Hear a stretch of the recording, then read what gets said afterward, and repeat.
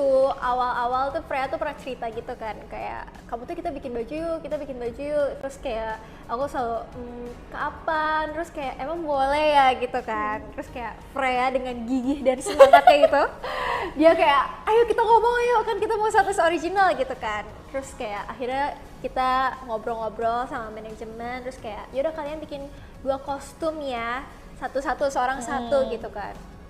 Terus pengalamannya seru dan menarik karena kita masih kayak gak tahu bayangannya mau bikin apa, dan kita kayak ya udah bikin sesuai yang kalian mau, ini lagunya, ini gerakannya, jadi cuman kayak gitu doang kan ya Fre. Karena sebenarnya tuh kita tuh udah pengen banget bikin kostum atau nggak kayak nge-styling member gitu tuh udah dari lama banget, tapi belum ada kesempatannya kan. Terus aku mikir kayaknya nih kalau status original boleh nggak ya kalau kita berkontribusi juga, ikut campur gitu sekali-sekali gitu kan. Terus menurut aku tuh seru banget karena kita jadi kayak ngumpulin kan kita jadi di brief dulu kan, ini nanti liriknya kayak gini, lagunya tentang ini, lagunya seperti ini, koreanya seperti ini. Itu terus kita langsung jadi nyari mood board itu kayaknya yang ini lebih cocok kayak gini deh Kak, mau nggak kalau modelnya kayak gini. Terus dan kalau bagi aku sendiri kebetulan lagu aku itu kan lagu yang aku kerjain kostumnya itu kan dari Kala Manino, dan itu tuh bukan sebuah cerita yang kayak biasanya lagu JKT48 biasanya tuh ada alurnya gitu kan, ada latarnya, ada latar waktu, ada alur, ada ceritanya gitu. Jadi sebenarnya aku agak merasa kesulitan karena rasanya tuh liriknya tuh general banget gitu, bukan sesuatu yang bisa aku gambarin lewat kostum, tapi kayak aku pikir-pikir oh ya udah deh kalau misalnya ternyata tentang sahabat berarti kok misalnya kupu-kupu gitu, kupu-kupu tuh nggak akan bisa terbang tanpa satu sayapnya gitu.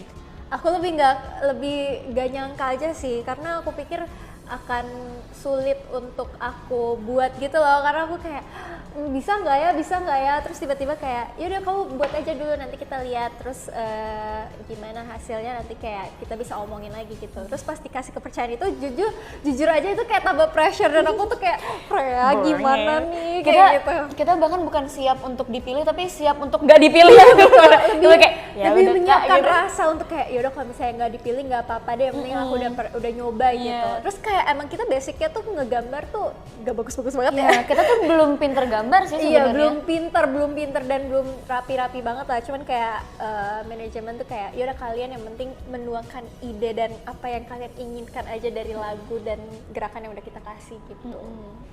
Seneng juga sih.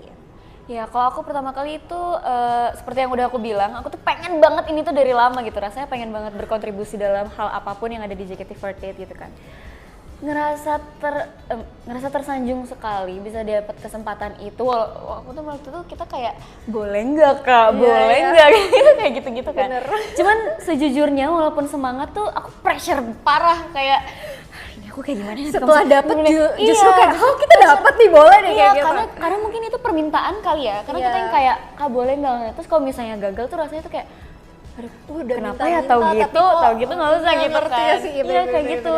Tapi pressure-nya tuh yang menurut aku bikin seru sih, karena juga dari JKT48 pun nggak ngasih tekanan yang berat banget buat kita, karena itu tadi kan kita sebenarnya nggak terlalu jago gambar, tapi kita tuh dikasih kesempatan tuh banyak banget untuk menjelaskan ini tuh maksudnya apa, ini tuh nanti kalian mau modelnya tuh seperti apa, kenapa ini desainnya seperti ini gitu. Jadi aku merasa terbantu juga walaupun pressure gitu.